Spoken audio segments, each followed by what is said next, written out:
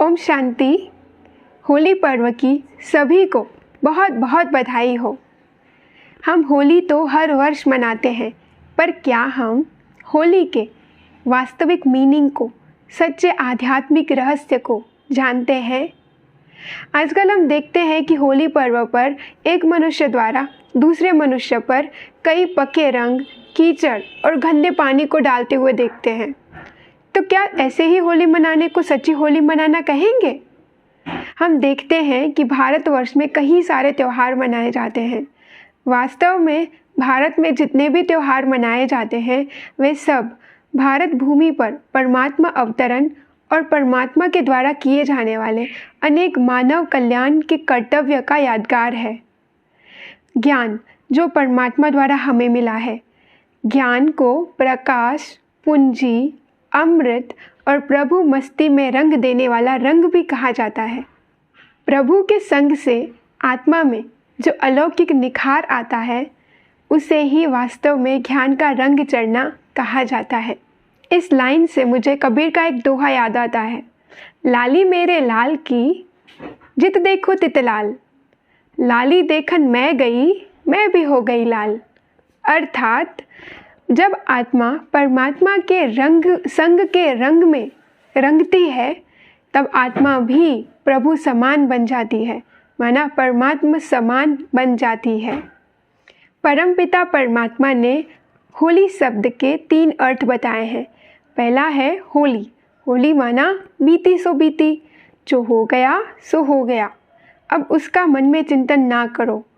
जो हो गया उसे फुल स्टॉप लगा करके आगे के कर्म परमात्मा याद में और प्रभु के बताए हुए रास्ते पर चल करके करो। दूसरा अर्थ है होली, माना मैं आत्मा परमात्मा की हो गई, तो अब मैं आत्मा जो भी कर्म करूँगी वो भगवान की मत पर ही करूँगी। होली अंग्रेजी शब्द है जिसका हिंदी मीनिंग होता है पवित्रता, माना मैं आत्मा अपनी पवित्र बुद्धि से, होली बुद्धि से हर कर्म करूं। अब हम होली मनाने की सही विधि को समझेंगे। भारतवर्ष में होली 4 प्रकार से मनाई जाती है। पहला, एक दूसरे पर रंग डालना। दूसरा, होलिका दहन। तीसरा, एक दो से मंगल मिलन मनाना। और चौथा है श्री कृष्ण की झांकी सजाना। तो जो पहला है, एक दूसरे पर रंग डालना। अब हमें कौन सा रंग डालना है वास्तव में? तो भगवान जब धरती पर आते हैं तो वो सभी आत्माओं पर ज्ञान, गुण और शक्तियों का रंग डालते हैं, जिससे हर एक आत्मा प्रेममयी, पवित्रतामयी, ज्ञानमयी बन करके दूसरी आत्माओं को भी सेम, माना ज्ञान, प्रेम और पवित्रता से भरपूर बनाती है।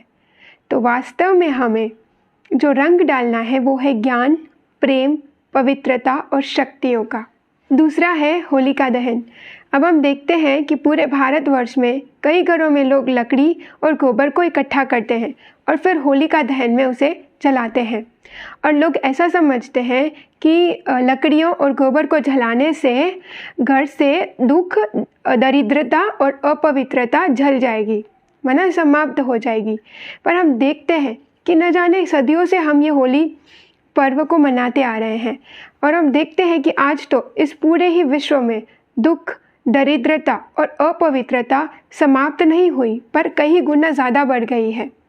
तो क्या यही सच्ची होलिका दहन है?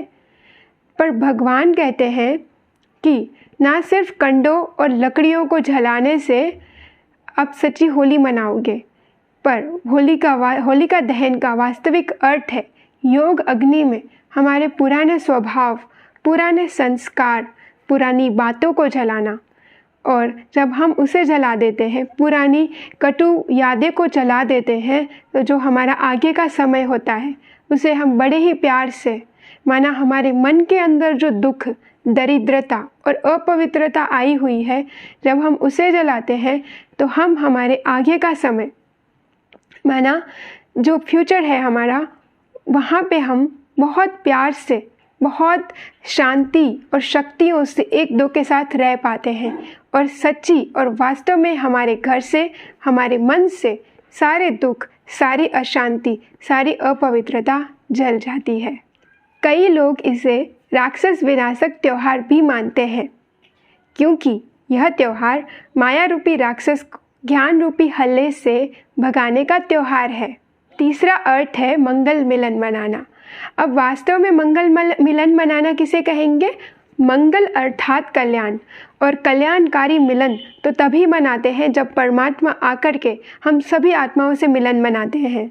माना कलयुग के अंत में जब भगवान अवतरित होते हैं तो वो हर एक आत्मा से पर्सनल मिलन मनाते हैं, उसे ही कल्याणकारी मंगल मिलन कहते हैं। और दूसरा मंगल मिलन हम उसे भी कहते हैं जब हम आत्माएं एक दो के साथ बड़े प्यार से, बड़े सुख से जो मिलन मनाते हैं, एक दो को और एक दो के स्वभाव संस्कार को हम स्वीकार करके बड़े प्यार से रहते हैं, यही होता है सच्चा मंगल मिलन मनाना। चौथा है श्री कृष्ण की झांकी सजाना। पंडित लोग कहते हैं कि ब्रह्म पुराण में लिखा है कि फाल्गुन की पूर्णिमा के दिन जो भी मनुष्य एकाग्रचित होकर के हिंडोले में झूलते हुए श्री कृष्ण का दर्शन करते हैं वह निश्चित ही वैकुंठ पद को प्राप्त करते हैं। तो वास्तव में दर्शन का अर्थ है पहचान। जो मनुष्य आत्मा श्री कृष्ण की सच्ची सच्ची जीवन कहानी को पहचान लेते हैं वह इस संसार के सभी आकर्षणों से परे हो जाते हैं और वह आत्माएं निश्चित ही वैकुंठ के अमर पद को प्राप्त कर सकते हैं। अतः ना केवल हम श्री कृष्ण को दर्शन करें या फिर श्री कृष्ण के जाने, बट हम ऐसे कर्म करें जो हम श्री कृष्ण के साथ वैकुंठ में पद भी प्राप्त कर सके। अच्छा, ओम शांति। तो आज हमने होली के आध्यात्मिक रहस्य को समझा, होली मनाने की विधि और होली शब्द के अर्थ को भी समझा।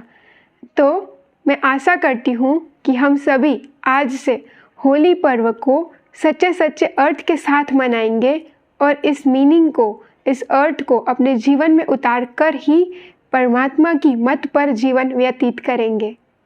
ओम शांति। Thank you.